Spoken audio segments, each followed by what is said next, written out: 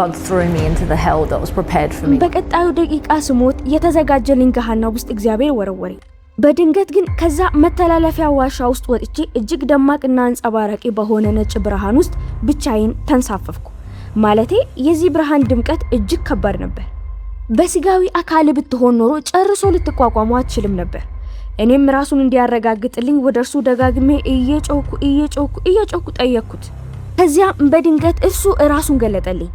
አሁን ቀጥሎ የሆነውን ነገርና የተከሰተበትን መንገድ ይህ እግዚአብሔር ራሱ ካላደረገው በስተቀር በምንም ታምር ሊሆን የማይችል ነገር ነበር።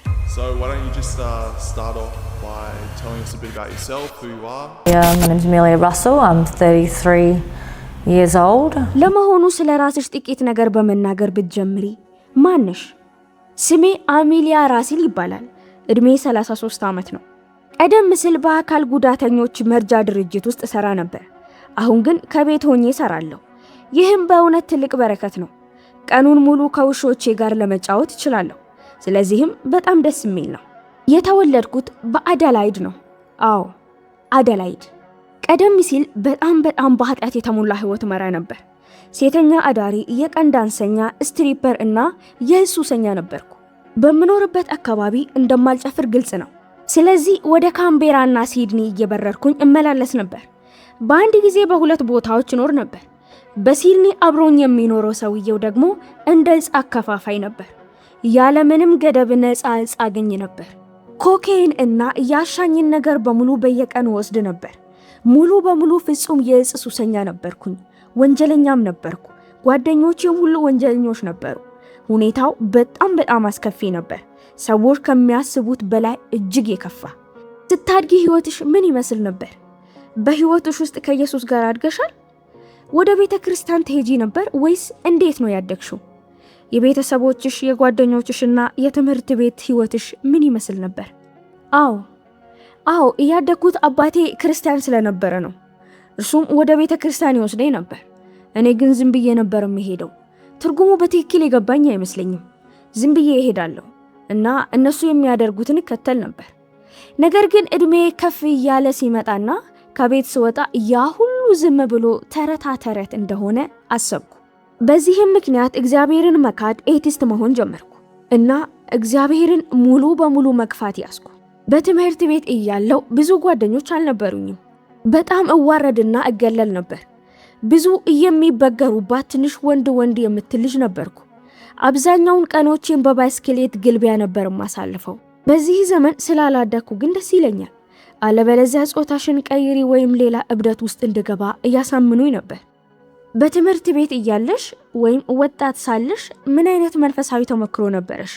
ወደ ኒው ኤጅ ወይም ወደ መሰል ነገሮች ሄደሻል? አይ በትምህርት ቤት እያለሁ ክርስቲያን ነበርኩ። ማለትም ቤተሰቦቼ ስለነበሩ ብቻ አይነት ትምህርት ቤት ላይ ደህና ነበርኩ። አባቴ ጥሩ ነገር ያደርግ ነበር። እኔም ጥሩ ውጤት አመጣ ነበር። ሆኖም በ12ኛ ክፍል መጀመሪያ አካባቢ የመኪና አደጋ ደረሰብኝ። በዚያም ምክንያት ሁለቱም እግሮቼ ስለተሰባበሩ በተሽከርካሪ ወንበር በዊልቸር ስለነበርኩኝ አብዛኛውን የትምህርት ዘመን አምልጦኛል። ቫን መኪና እየነዳው ነበር። የቫን መኪና ፊት ለፊት ክፍል ደግሞ የለውም። በትራፊክ መብራት ላይ ቆሜ እያለሁ አንድ ሰው ፊት ለፊት መጥቶ ገጨኝ። ሙሉ ቫን ተጨፍልቆ ሁለቱም እግሮቼን በአንድ ጊዜ ሰባበራቸው። ከዚያ አደጋ ልሞት ለጥቂት ነበር የተረፍኩት። ግን በእግዚአብሔር ጸጋ አልሞትኩም ብዬ አስባለሁ። በህይወትሽ መጀመሪያ ምናልባትም በጉርምስና እድሜሽ የቤተሰብ ሁኔታ ምን ይመስል ነበር? በዚያ እድሜ ላይ እያለፍሽበት ምንም አይነት የአይምሮ ጠባሳ ወይም አስቸጋሪ ጊዜያት ነበሩ ወይስ ህይወት ቀላል ነበረች? አባቴና እናቴ ተፋቱ። እናቴ ሙሉ የልጅነት ዘመኔን ሙሉ በሙሉ የወንድና የሴት ልብስ ከሚቀያይር ሰው ጋር ትጠናና ነበር። ስሙ ጆዲ ይባል ነበር። ቀሚስ የለበሰ 6 ጫማ ቁመት ያለው ወንድ ነበር። ስለዚህ እኔ ያደኩት ያንን ሁሉ እያየው ነው። እናም እድሜ እየጨመረ በሄደ ቁጥር ከእግዚአብሔር ይበልጥ እየራኩ ሄድኩኝ ይመስለኛል። ትንሽ እንግዳ የሆነ የልጅነት ጊዜ ነበር እላለሁ። ግን ደግሞ አሁን ላይ ሳስበው ያኔ እንግዳ የነበረው ነገር ዛሬ ላይ እንግዳ አይደለም። ምክንያቱም ሁሉም ሰው አሁን ላይ በይፋ ያስተዋወቀውና እየደገፈው ነው። በትምህርት ቤት እያለው የፍቅር አጋሬ እድሜው 26 ዓመት ነበር። እኔ ደግሞ ገና 17 ዓመቴ ነበር። ስለዚህ ምናልባት ብዙም ጥሩ አልነበረም። ወደ ሴተኛ አዳሪነት ወይም ወደ ስትሪፒንግ ስገባ ግን ነገሩ በጣም አስከፊ ሆነ። ወንዶችን እንደ መጫወቻ ነበር የምጠቀምባቸው። መደነስ ስትጀምሪ እድሜሽ ስንት ነበር? እንዴትስ ልትገቢበት ቻልሽ? በአደላይድ ውስጥ 2 ትልልቅ የጭፈራ ክለቦች የሆኑትን ክሬዚ ሆርስ እና ዘፍሪም የተባሉትን ክለቦች በስራ አስኪያጅነት እመራ ነበር። አዎ እነዛን ክለቦች ስታስተዳድሪ በሳምንት 6 ቀን በቀን 13 ሰዓት ፈረቃ እየሰራሽ እነዚህን ልጃገረዶች በአንድ ቀን ውስጥ ወደ ቤት ከሚወስዱት ገቢ ያነሰ ገቢ ስታገኚ ነገሩ አይ ይህማ የማይረባ ነገር ነው፣ እኔም ሄጄ ልሞክረው ነው የሚያስብል ነበር። እናም ሞከርኩት። አደላይድን ትቼ ወደ ካንቤራ በረርኩ። እዛ ማንም እንደማያውቀኝ ያውቅ ነበር። እናም ብዙ ገንዘብ ለማግኘት ስል መደነስ ጀመርኩ። የሆነ ነገር የተከሰተበት ወይም እስኪ በአንድ የተለመደ ምሽት ለአንቺ ትልቅ በሆነ ምሽት ምን እንደሚከሰት አብራሪልን። በኪንግስ ክሮስ እሰራባቸው ከነበሩት ክለቦች እነሱ በጣም የበሰበሱ ክለቦች ነበሩ። የክለቡ ባለቤቶች እኛ እጽ እንደምንሸጥ ያውቁ ነበር። እኔ ራሴ ክለቡ ውስጥ እጽ እሸጥ ነበር። ለአንድ ሰው አንተ ለአንድ ሰዓት ያህል ፎቅ ላይ ወስደ አስደንሰኝና እኔ ይህንን የኮኮይን ከረጢት እሸጥልሃለሁ ነው ነበር። ከዚያም ፎቅ ላይ እንወስዳቸዋለን። ዝም ብሎ ኮኮይን ማቅረብና ፀሐይ እስክትወጣ ድረስ ከረጢት ከከረጢት እየቀያየር እዛ ማቆየት ነበር። ምክንያቱም እነዚህ ክለቦች ሆን ብሎ ካሜራዎችን ያጠፉ ነበር፣ ወይም ደግሞ ካሜራ የማይሰራባቸው ክፍሎች ነበሯቸው። ይህም የሚያደርጉት ሰዎችን እዚያ ወስደን በእጽ ሙሉ በሙሉ አይምሮአቸውን አደንዝዘን ንብረታቸውን እንድንበዘብዛቸው ነው። ልክ የባንክ አካውንታቸውን ባዶ እንደማድረግ አይነት ነገር። ይህ ስህተት ነበር። በእውነት በጣም ስህተት ነበር። በዚያ አካባቢ ስትሰሪና በጣም አጸያፊ የሆኑ ወንዶችን ስታይ በወንዶች ላይ መጥፎ ስም እንዲያድር ያደርጋል። እናም ወንዶችን እስከ መጠላት የሚያደርስ ደረጃ ላይ ደረስኩ። ሰውን ዝም ብዬ እመለከተዋለሁ። ምን አይነት አጸያፊ ሰው ነው እለዋለሁ። ያለውን ነገር ሁሉ እበዘብዘዋለሁ እላለሁ። ምክንያቱም በእነዛ ቦታዎች የሰዎችን መጥፎ ጎን እንጂ ጥሩ ጎናቸውን አታይም። ይህ ደግሞ እነዚያ ሰዎች እንድትጠያቸውና እንድትጸየፋቸው ያደርግሻል። ስለዚህ እነሱን በመበዝበዝ ደስታ ታገኛለሽ። ይህ ደግሞ መጥፎ ነው። በእነዚህ የጭፈራ ክለቦች ውስጥ ያሉ ብዙ ልጃገረዶች የወንዶች መጥፎ ጎን ስለሚያዩ ሌዝቢያን ወይም የሴት ግብረ ሰዶማውያን ናቸው። ብዙዎቹ ተመሳሳይ አስተሳሰብ አላቸው። ለሁሉም መናገር ባልችልም ብዙዎቹ ግን ያ አስተሳሰብ አላቸው። የምታገኙ ሊበድሉሽ የሚፈልጉ አጸያፊ ወንዶች ብቻ ስለሆነ አንቺም እነሱን መበደል ትፈልጊያለሽ። እና ይህ ሁኔታ ይቀጥላል። ይህ በጭራሽ ጤናማ አካባቢ አይደለም። በጭራሽ ጥሩ አካባቢ አይደለም። በየሳምንቱ በጣም ብዙ ገንዘብ ታገኝ እንደነበር እገምታለሁ። በዚያ ገንዘብ ምን ታደርጊ ነበር? እንድትቀጥዩ የሚያደርግሽ ነገር ነበር ወይስ ታባክኚው ነበር? በአንድ ምሽት ከ3 እስከ 4,000 ዶላር ላገኝ እችላለሁ። ከዚያም በማይረባ ነገር ላይ አባክነዋለሁ። ፍጹም በሆነ ሞኝነት በሞላባቸው ነገሮች ላይ ሁልጊዜ ገንዘብሽን ስታባክኚ ታገኛለሽ። ለምሳሌ የታቅ ሆየር ሰዓቶችን እሰበስብ ነበር። በአንድ ሰዓት ላይ ከ5 እስከ 6,000 እከፍላለሁ። ለአንድ የእጅ ቦርሳ ወይም ጃኬት ወይም ልብስ ወይም ጫማ 1,000 ዶላር አወጣ ነበር። ዝም ብሎ የማይረባ ነገር። ሁሉንም ነገር አሳልፌ ሰጠሁት። በመጨረሻ ሁሉንም ነገር አሳልፌ ሰጠሁ። መኪናዎች፣ ዝም ብሎ ዘላቂ የሆነ ምንም ነገር አልነበረም። በመጨረሻም ገንዘብሽን ታባክኛለሽ። አብዛኛውን በእረፍት ጊዜ ጉዞዎች ላይ አባከንኩት። በእነዚያ ጊዜ የቅርብ የጓደኛ ክበብሽ ምን ይመስል ነበር? ምን እንደምትሰሪ የሚያውቁ ሌሎች ጓደኞች ነበሩሽ? ቤተሰቦችሽስ ያውቁ ነበር? አይ ቤተሰቦቼ አያውቁም ነበር። በአደላይድ ላሉት ጓደኞቼ አልነገርኳቸውም። የግል ህይወቴንና የሥራ ህይወቴን በጣም ተለያይተው እንዲቆዩ አድርጌ ነበር። አብሬያቸው ያደግኳቸው ሰዎች ማንም እንዳያገኙኝ እርግጠኛ ለመሆን ከአደላይድ ርቄ በመብረር ነበር የምሰራው። ታዲያ በዚያ ወቅት በምን ሁኔታ ላይ ነበርሽ? የአይምሮሽ ሁኔታ ምን ይመስል ነበር? በዚያን ጊዜ መንፈሳዊ ነገር ታደርጊ ነበር ወይስ ከማንኛውም ነገር ጋር ነበር ግንኙነት የነበርሽ? አይ ዝም ብዬ ከአይምሮ ዘግቼው ነበር። እኔ በዝምታ ለውጥና በባዕድ ፍጥረታት አምን ነበር። እግዚአብሔር አለ ብዬ አላምንም ነበር። ዳግም ተወልደን እንደ ሌላ ሰው ወደ ምድር እንመለሳለን ብዬ አስብ ነበር። በዚያን ጊዜ ዩቲዩብን በጭራሽ አልመለከትም ነበር። ዝም ብዬ እሰራለሁ፣ እዝናናለሁ፣ እተኛለሁ፣ እዚህም እዚያም ፊልም እመለከት ነበር። ዝም ብሎ እነሱ የሚሉትን ሁሉ አምን ነበር። ከ4 ወይም ከ5 ዓመታት ያህል ያንን ካደረግሽ በኋላ በአይምሮሽም ሆነ በአካልሽ ላይ ጉዳት ማድረስ ጀመረ ወይስ? 100% አዎ። በአይምሮዬ በጣም ፍጹም አድካሚ ነበር። ቀኑን ሙሉ ለማሳለፍ ብቻ በእጽና በአልኮል መጠጥ ውስጥ መሆን እንዳለብኝ ተገነዘብኩ። ንቅሳቶቹ መምጣት የጀመሩትም በዚህ ጊዜ ነው። እነዚህን መነቀስ የጀመርኩት ዕድሜ 18 ዓመት ገደማ ከነበረበት ጊዜ ጀምሮ ነው። ልክ እንደ ትልቅ ነገር ነው። እንዴት እንደሚያያዙ አላውቅም፣ ግን መላው አካል ነው። እንግዲህ ኢየሱስን በሕይወትሽ ወደ መቀበል ደረጃ እንዴት እንደደረሽ ንገሪ። ይህ የሆነው በ2018 ነው። በእግዚአብሔር አላምንም ነበር። እኔ አምላክ የለሽ ኤቲስት ነኝ እል ነበር። በባዕድ ፍጥረታት በዝግመተ ለውጥና በዚያ ሁሉ ነገር አምን ነበር። በትውልድ ከተማዬ በአደላይድ ነበርኩ እና በትልቁ መቀመጫዬ ላይ ትልቅ የአምላክ የለሽነት ንቅሳት እየተነቀስኩ ነበር። ሁሉንም ነገር እንደማውቅ እያሰብኩ፣ የጽንፈ ዓለሙን ትርጉም እንደማውቅ እያሰብኩ በጣም ትዕቢተኛ ነበርኩ። በአደላይድ ማውንት ባርከር በሚገኘው ፎረንት ያርድ ታቱ ውስጥ ነበርኩ። የንቅሳት አርቲስቱ ሙሉ መቀመጫዬን እግዚአብሔርን በሚያፌዝ ንቅሳት እየነቀሰኝ ነበር። ልክ እንደ አንድ ትልቅ በጠፈር ውስጥ እንደሚንሳፈፍ ጠፈርተኛ አይነት ነው። ምክንያቱም እኔ በዝግመተ ለውጥ አምን ነበር። ሌላኛው መቀመጫዬ ልነቀሰው አስቤ ነበር። ለማንኛውም በንቅሳት ጠረጴዛ ላይ ተኝቼ መቀመጫዬን እየተነቀስኩ ሳለ ይህ ንቅሳት በእግዚአብሔር ላይ የሚደረግ ማፌዣ ነው። ልክ ሃሃሃ እግዚአብሔር የለም እንደሚል አይነት። በድንገት መላ አካሌ ሽባ ሆነ። በንቅሳት ጠረጴዛ ላይ ፍጹም እና ሙሉ አካል ሽባ መሆን ጀመረ። መንቀሳቀስ አልችልም፣ መናገር አልችልም፣ አይኖቼ እንኳን መርገብገብ አይችልም። እናም በቀጣዩ ደቂቃ ልክ እግዚአብሔር ስሞት ያዘጋጀልኝ ገሃነም ውስጥ ወረወረኝ። እግዚአብሔር መንገዴን ካልቀየርኩና ሕይወቴን ለእርሱ ካልሰጠው በስተቀር ወዴት እንደምሄድ አሳየኝ እና በነበርኩበት ቦታ ምንም አይነት የጊዜ ጽንሰ ሐሳብ አልነበረም። እኛ በጊዜ ውስጥ ስለምንኖር ለማብራራት ከባድ ነው፣ ግን አሁን እየነገርኳችሁ ነው። እኔ በነበርኩበት ቦታ ጊዜ አልነበረም። ይህ ሲሆን እኔ በነቃ ህሊናዬ ነበርኩ።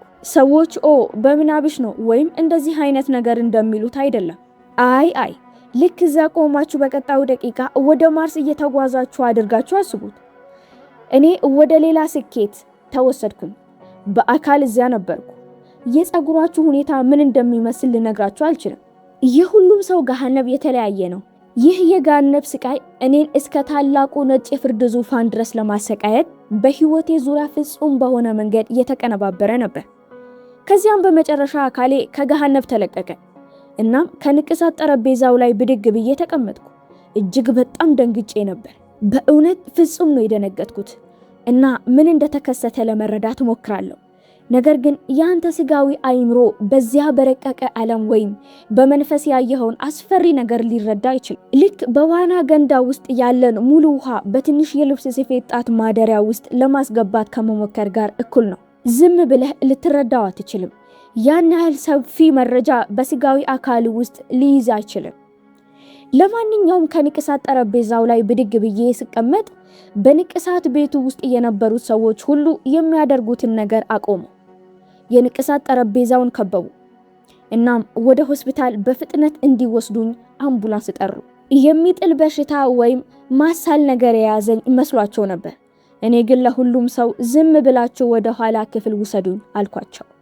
እኔን እያዩኝና እየተመለከቱኝ ካሉት ተመልካቾች ሁሉ ራሴን መለየት ፈለኩ።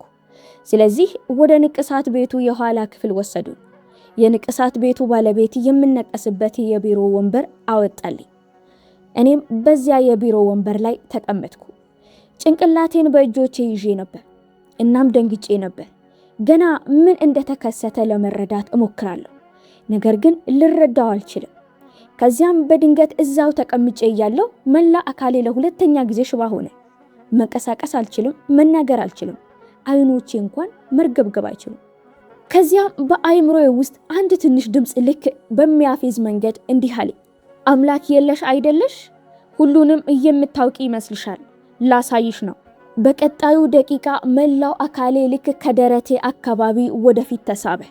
እናም በአንድ መተላለፊያ ዋሻ ውስጥ በከፍተኛ ፍጥነት ተጓዝኩ። ፍጥነቴ በጣም ከፍተኛ ከመሆኑ የተነሳ የከዋክብት ብርሃን በፊቴ ላይ የሚበሩ እውነተኛ መስመሮች እየሆኑ ነበር። በዋሻው መጨረሻ ላይ ወዳለው ብርሃን እያመራው ነበር።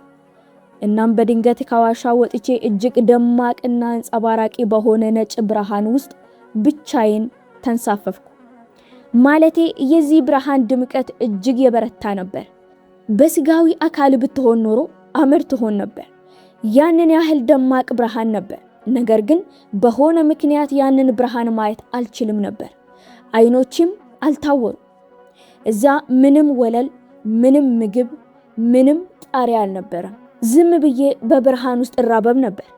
ከዚያም ፍጹም በሆነ ሰላም፣ ፍቅርና ሁሉም ነገር መልካም ይሆናል በሚል ስሜት የተሞላ እጅግ የሚያስደንቅ ስሜት መጣብኝ። ልክ ከገሃነም ወጥቼ ነበር።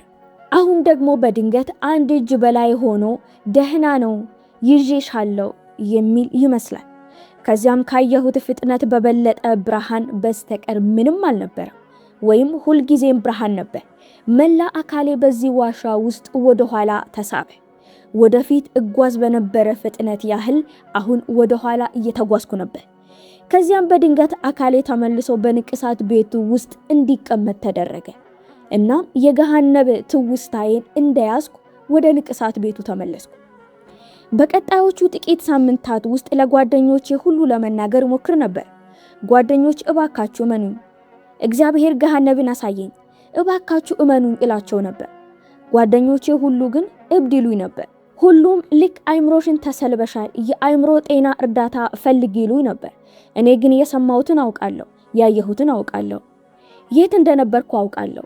ያ ከእኔ ላይ በጭራሽ ሊወሰድ የማይችል ነገር ነው። ስለዚህ እግዚአብሔር እውነተኛ መሆኑን ካወቅኩ በኋላ በመጨረሻው ዘመን ላይ እየኖሩ እንደሆነና እርሱ እየመጣ እንደሆነ ተረዳሁ።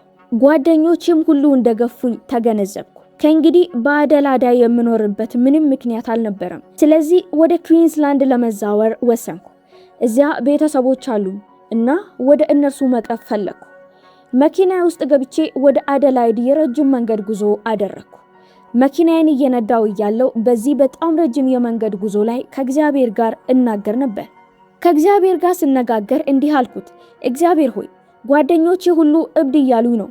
ጓደኞቼ ሁሉ አይምሮሽን ተሰልበሻል እያሉኝ ነው። አምላኬ ሆይ አሁን ራሴን ካረጋገጥክልኝ እኔ ራሴ እብድ እንደሆንኩ አምናለሁ። እብድ እየሆንኩ ነው። ሁሉም ስለኔ የሚሉትን አምናለሁ። እናም በጉሮሬ ከፍተኛ ድምፅ መጮህ ጀመርኩ። ማለቴ መጮህ፣ እግዚአብሔር ሆይ ራስህን አስብ፣ አለበለዚያ እብድ እየሆንኩ እንደሆነ አስባለሁ እያልኩኝ እጮሃለሁ። ያለማቋረጥ ዝም ብዬ ወደ እግዚአብሔር እጮሃለሁ። እግዚአብሔር ሆይ ራስህን አስብ፣ አለበለዚያ እኔ እብድ ነኝ እያልኩ በጣም ብዙና በከፍተኛ ድምፅ ከመጮህ የተነሳ ድምፄ ልክ ላጣው ምንም አልቀረኝም። ያንን ያህል ነበር ወደ እርሱ የምጮኸው። ስለዚህ ራሱን እንዲያረጋግጥልኝ ወደ እርሱ ደጋግሜ እየጮኩ ጠየቅኩ። ከዚያም በድንገት ራሱን ገለጠልኝ። አሁን ቀጥሎ የሆነውን ነገርና የተከሰተበት መንገድ ይህ እግዚአብሔር ራሱ ካላደረገው በስተቀር በምንም ታምር ሊሆን የማይችል ነገር ነበር። በመኪና ውስጥ ያለው ሬዲዮ በራሱ ተቀየረ። እናም ጮኸ። ማለቴ በከፍተኛ ድምፅ ጮኸ። ልክ ሬዲዮሽን ወስደሽ ሊሄድ የሚችለውን ያህል ከፍተኛ ድምፅ ላይ አድርገሽ ከዛም በ10 እጥፍ እንደማብዛት አድርገሽ አስቢ። እስካሁን ከሰማሽው ሁሉ ከፍተኛ ድምፅ። እግዚአብሔር በዘፈን በኩል መልእክቶችን ፍጹም በሆነ መንገድ አስተላለፈልኝ።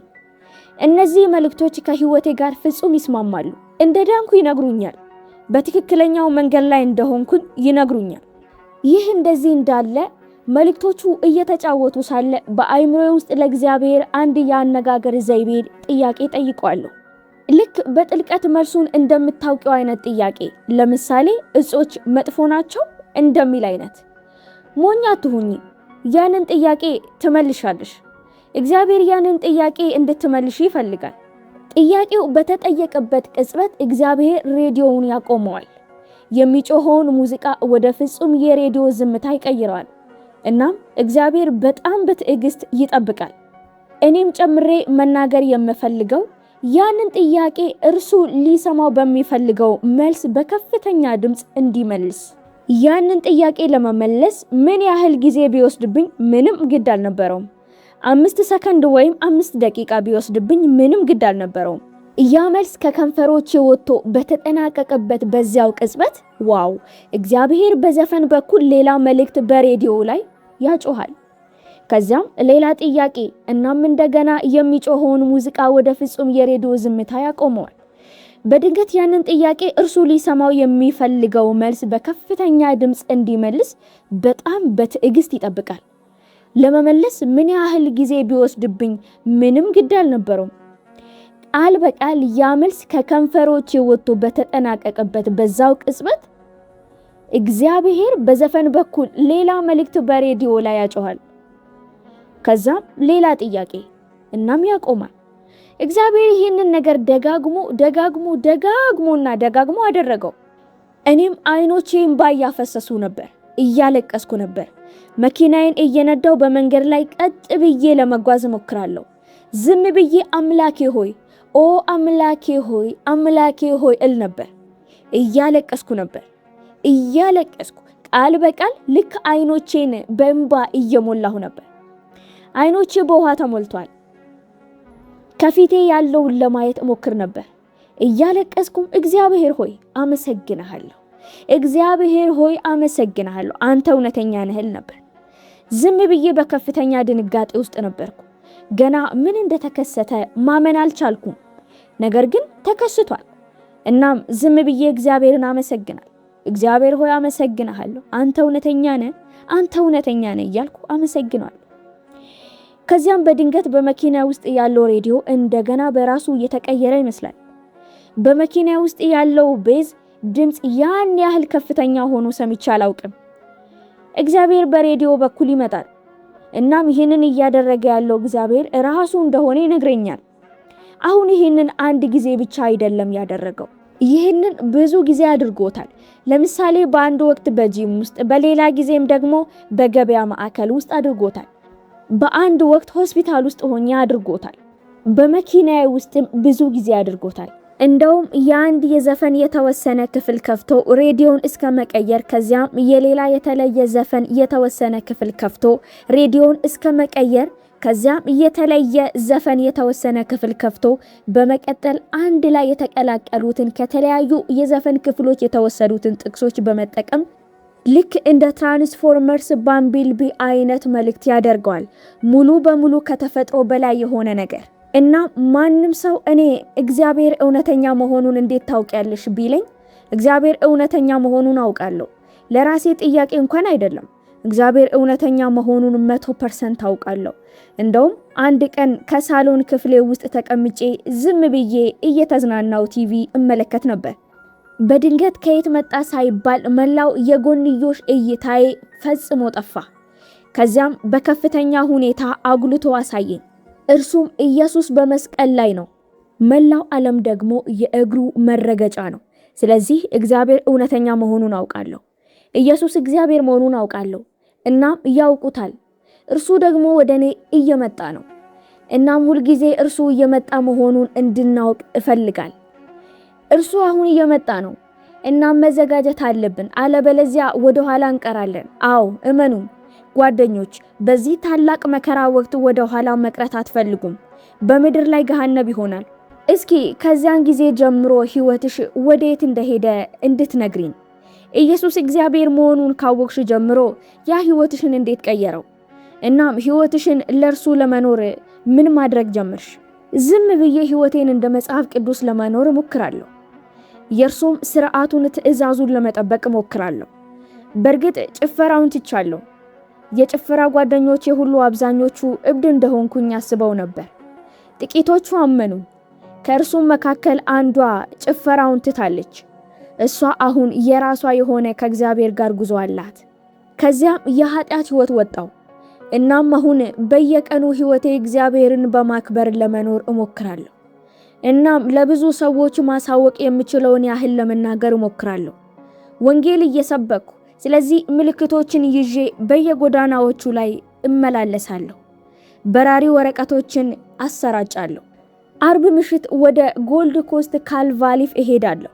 እናም ኢየሱስ እየመጣ መሆኑን ለሰዎች የሚናገሩ ትልልቅ ምልክቶችን ይዤ እመላለሳለሁ። በራሪ ወረቀቶችን አሰራጫለሁ። ቅዳሜ ምሽቶች ደግሞ ወደ ፎርቲቱዲ ቫሊ እሄዳለሁ። ልክ በቀድሞ የጭፈራ ክለብ ፊት ለፊት እናም ኢየሱስ እየመጣ መሆኑን ለሁሉም ማሳወቃለሁ። እስከምንነጠቅ ድረስ ለብዙ ሰዎች መናገር የምችለውን ያህል ለመናገር እሞክራለሁ። ኢየሱስ ወደ ቤቴ እስከሚወስደኝ ቀን ድረስ ይህንን ማድረጌን እቀጥላለሁ። ታዲያ ሰዎች አብዛኛውን ጊዜ እንዴት ይረዱሻል? ወይም በጎዳና ላይ ከሰዎች ጋር ምን አይነት ውይይቶችን ታደርጊያለሽ? አንዳንድ ጊዜ ጥሩ ናቸው፣ አንዳንዴም ደግሞ ያን ያህል ጥሩ አይደሉም። ሊድኑ የሚገባቸውን እግዚአብሔር ያመጣቸዋል ብዬ አስባለሁ። ልክ የመለያየት ሂደት እየተከናወነ እንዳለ ሆኖ አገኘዋለሁ። ምክንያቱም እግዚአብሔር በጎቹን ክፍሎች እየለያየ ነው፣ ወይም ይህ እየሆነ ነው። ሰዎችን ከእንቅልፋቸው መቀስቀስ ይበልጥ ከባድ ነው ወይም ቀላል። በውጪው ዓለም ብዙ ቁጣ እንዳለ አውቃለሁ። ልክ ሰዎች ያለ ምንም ምክንያት ወደ እኔ መጥተው ዝም ብለው ሊደበድቡኝ ወይም ሊመቱኝ ወይም ሊረግጡኝ ወይም ፊቴ ላይ ሊተፉብኝ ወይም ጭንቅላቴ ላይ መጠጥ ሊያፈሱብኝ ያጋጥሙኛል። ልክ ታውቃለህ፣ ዝም ብለህ ያለ ምንም ምክንያት። ይህ በዘወትር ሁኔታ የሚከሰት ነገር ነው። አዎ ይከሰታል። በቡድን መሆን ይሻላል። ብቻዬን ከሆንኩ ግን ይበልጥ ይከሰታል። ነገር ግን በቡድን ስትሆን ሰዎች ትንሽ የሚሸማቀቅ ስሜት ያላቸው ይመስለኛል። ነገር ግን አንዳንድ ጊዜ በእውነት በጣም ጥሩ ምስክርነቶች ይኖሩኛል። አንዴ በዓለም ላይ ምን እየተከሰተ እንዳለ ልታስረዳቸው ስትችልና መጽሐፍ ቅዱስ በመጨረሻው ዘመን ይሆናል ከሚለው ነገር ጋር ስታያይዘው ብዙ ጊዜ ልክ በአእምሮአቸው ውስጥ የብርሃን ማብሪያ ማጥፊያ እንዳበራ አይነት ይሆንላቸዋል። እናም ሁሉም ነገር ትርጉም ይሰጣቸዋል። ሰዎችን እግዚአብሔር እውነተኛ መሆኑን ለማሳመን የምጠቀምበት ቀላሉ መንገድ ምን እንደሆነ ታውቃለህ? እንዲህ እላቸዋለሁ፣ ሃይ የዚህ ዓለም ገዢዎች መጥፎ እንደሆኑ ታስባላችሁ፣ ነገር ግን ምን ያህል መጥፎ እንደሆኑ ምንም ሐሳብ የላችሁም። እና ይህ ዓለም በሰይጣናዊ ልሂቃን እንደሚመራ አሳውቃችኋለሁ። ሁሉም መናፍቃን ናቸው። ልክ ታውቃለህ፣ ሰዎች የሚያመልኳቸውና የሚያደንቋቸው ታዋቂ ሰዎች በሙሉ ሁሉም ኢሉሚናቲ ናቸው። ሁሉም ያደርጉታል። ብዙ ሰዎች በተወሰነ መልኩ ከንቅልፋቸው ነቅተዋል እና ስለ እሱ ጥቂት ነገር ያውቃሉ። እና ያንን ወስደ ከዚህ ጋር ማያዝ ስትችል ሃይ የዓለም ነገስታት፣ ታዋቂ ሰዎች፣ ፖለቲከኞች፣ ልክ ታውቃለህ፣ ስልጣንና ተጽዕኖ ያላቸው ሰዎች በሙሉ ሁሉም ሰይጣንን የሚያመልኩ ከሆነ፣ የዓለም ገዢዎች ሰይጣንን የሚያመልኩ ከሆነ እግዚአብሔር መኖሩ በጣም ግልጽ አይደለም። ምክንያቱም መጽሐፍ ቅዱስ የዓለም ገዢዎች ሰይጣንን እንደሚያመልኩ ተናግሯል። መጽሐፍ ቅዱስ ሰይጣን በዚህ ዓለም ሁሉ ላይ እንዳለ ይናገራል፣ ያውቁታል። እርሱም ለሰዎች ዝናን፣ ገንዘብን፣ ሀብትን፣ ስልጣንን ይሰጣል። እነርሱም በምላሹ የእርሱን ፍቃድ ይፈጽማሉ። በቴሌቪዥን በሚዲያና በሁሉም ተጽዕኖ ፈጣሪዎቻቸው አማካኝነት ኃጢአት ማራኪ እንደሆነ እንዲያስቡ እያንዳንዱ ሰው የተዘጋጀው ያደርጋሉ። እያንዳንዱ ሰው ሰይጣን በጣም ጥሩ ሰው እንደሆነ አድርጎ እንዲያስብ ያዘጋጃል። ልክ ማይሊ ሳይረስ ሰይጣን ከራሴ አባት በላይ ለእኔ የተሻለ አባት ይሆነኛል እንደሚለው አይነት፣ ወይም ቢሊ አይለሽ በሁሉም ቪዲዮቿ ላይ ያ የጥቁር ፈሳሽ የወደቀ መልአክ ክንፎች ሉሲፈር ብቸኛ ነው እንደምትለው አይነት፣ ወይም ክርስቲያን ቤል የአካዳሚ ሽልማቱን ኦስካርን ሲቀበል ከሰጠው አስተያየት በስተቀር ለዚህ ሰይጣንን ማመስገን እፈልጋለሁ እንዳለው አይነት። እናም ሰዎች እየቀለዱ ይመስላቸዋል። እየቀለዱ አይደለም። እነሱ እውነት ሰይጣንን አምላካቸው አድርገው እያመሰገኑት ነው። እንግዲህ በመንፈሳዊ ሁኔታ ኢየሱስ ሕይወትሽን እንዴት እንደቀየረውና ዛሬ ኢየሱስ ጋር ያለሽ ግንኙነት ምን እንደሚመስል ንገሪኝ። ኦ እርሱ ንጉሴ ነው፣ እርሱ ጌታዬ ነው፣ እርሱ መድኃኒቴ ነው። እናም ይህንን ዓለም ትቼ ለመሄድ መጠበቅ አልችልም። ይህ ምናልባት መጥፎ ሊመስል ይችላል፣ ምክንያቱም በመከራው ወቅት ሁሉ ሰው ሊሞት ነው። እኔ ግን ዝም ብዬ እዚያ ለመድረስና ለመሄድ መጠበቅ አልችልም። ዝም ብዬ እርሱን ማየት እፈልጋለሁ። ዝም ብዬ ከርሱ ጋር መሆን እፈልጋለሁ። እና ልክ እንደ ትንሽዬ ቡችላ ውሻ እርሱ ወደሚሄድበት ሁሉ እሱን መከተል እፈልጋለሁ። ለመሄድ ተዘጋጅቻለሁ። ያ እርግጠኛ ነው። እሱ ጌታዬ ነው፣ ንጉሴ ነው፣ መድኃኒቴ ነው፣ መላ ነገሬ ነው። በዚህ ዓለም ውስጥ የምፈልገው ምንም ነገር የለም። ከዚህ ዓለም ጋር የሚያስተሳስረኝ ወይም የሚያቆራኘኝ ምንም ነገር የለም። ኢየሱስ ሲኖረኝ ሁሉ ነገር አለኝ። ልክ የምፈልገው ሌላ ምንም ነገር የለም። ሁሉንም ነገር አስቀድሜ አግኝቼዋለሁ፣ ምክንያቱም እርሱ አለኝ። እናም በየቀኑ አመሰግነዋለሁ። ጌታ ኢየሱስ ሆይ አመሰግንሃለሁ እለዋለሁ። ያደረገውን ነገር ለምን እንዳደረገ አሁንም ምንም ሐሳብ የለኝም፣ ግን እጅግ በጣም አመስጋኝ ነኝ። እጅግ በጣም አመስጋኝ ነኝ። አለበለዚያ በእውነት ቀደም ሲል እመራ የነበረውን ህይወት እመራ በነበረ ኖሮ ምናልባት አሁን ሙት ሆን ነበር። የቀድሞ አብሮኝ የሚኖር ሰው ባንኮችን በመዝረፉ የ13 ዓመት ከባድ እስራት ተፈርዶበታል። ራሴን በወንጀለኞች ከብቤ ነበር። እኔ ራሴም ወንጀለኛ ነበርኩ። እናም እግዚአብሔር ጣልቃ ባይገባ ኖሮ በእውነት እሞት ነበር ብዬ አምናለሁ። እግዚአብሔር ወደ እነርሱ እንደደረሰ ለሚያውቁ ነገር ግን ትኩረት ለመስጠት ስላልተጨነቁ ሰዎች ምን ምክር አለሽ? ትኩረት ስጡ። በእውነት ትኩረት ስጡ። ጊዜው አጭር ነው። እናም በሁለት ሐሳብ መካከል መዋዠቃችሁን ከቀጠላችሁ ወደ ኋላ ትቀራላችሁ። ልክ እንደዚያ ስለ 10ቱ ቆነጃጅቶች እንደተናገረው ምሳሌ ትሆናላችሁ። 5ቱ በጣም ልባሞች፣ 5ቱ ደግሞ ሰነፎች ነበሩ። 5ቱ ሰነፍ ቆነጃጅቶች ወደ ኋላ ቀርተዋል። ወደ ኋላ መቅረት አትፈልጉም። በህይወታችሁ ውስጥ የምታደርጉት ትልቁ ስህተት በዘላለማዊ ነፍሳችሁ ቁማር አትጫወቱባት። ለዘላለማዊ ነፍስ ምን ትለውጣላችሁ? ዘላለማዊ ነፍሳችሁ ለገንዘብ፣ ለእጽ፣ ለጾታ እንዴት ትሸጣላችሁ? ከዘላለማዊ ነፍስ የሚበልጥ ምንም ነገር የለም። መላው ዓለም ብታተርፉ ነፍሳችሁን ግን ብታጡ ምን ይጠቅማል? ይህ ህይወት ከዘላለም ሁሉ ጋር ሲነጻጸር በውቅያኖስ ውስጥ እንዳለች ጥቂት ጠብታ ብቻ ናት። ስለዚህ በትክክለኛው ዘላለም ውስጥ ማብቃታችሁን ማረጋገጥ ትፈልጋላችሁ። ስለዚህ እግዚአብሔርን ችላ ማለታችሁን አቁሙ። ምክንያቱም በመጨረሻ ነፃ ፍቃዳችሁን አይጥስም እና መዳንን በግድ በላያችሁ አይጭንም። እናንተ ወደ እርሱ መምጣት አለባችሁ። እናም በመጨረሻ ምናልባት ቀደም ሲል አንቺ ትመሪ የነበረውን ህይወት ለሚመሩ ሰዎች፣ ምናልባት እዚያ ላሉት ማናቸውም የጭፈራ ክለብ ዳንሰኞች ወይም በዕፅ ሱሰኛነት ለተጠመዱ ሰዎች፣ ለሚበዘብዙ በማንኛውም እንደዚህ አይነት ህይወት ውስጥ ለሚኖሩ ሰዎች አሁን ለነርሱ ምን ምክር አለሽ? በራሳችሁ አቅም ያንን ለመዋጋት ጥንካሬ እንዳላችሁ ላይሰማችሁ ይችላል። ነገር ግን ያውቁታል። እኛ በእኛ ጥንካሬ አይደለም ያደረግነው ያለነው፣ ነገር ግን እያደረግን ያለነው በእግዚአብሔር ጥንካሬ ነው። ስለዚህ ዝም ብላችሁ በእርሱ ላይ ተደገፉ እና ሁሉንም ነገር ለእርሱ ስጡት። ልክ እንደዚህ በሉ፣ ኢየሱስ ሆይ ይህንን ለመቋቋም የሚያስችል በቂ ጥንካሬ የለኝም፣ ይህንን ከኔ ላይ እንድትወስድልኝ እፈልጋለሁ በሉት። እርሱም ያሻግራችኋል። መጽሐፍ ቅዱስ እግዚአብሔር ልትሸከሙት ከምትችሉት በላይ ፈተና እንደማያመጣባችሁ ይናገራል።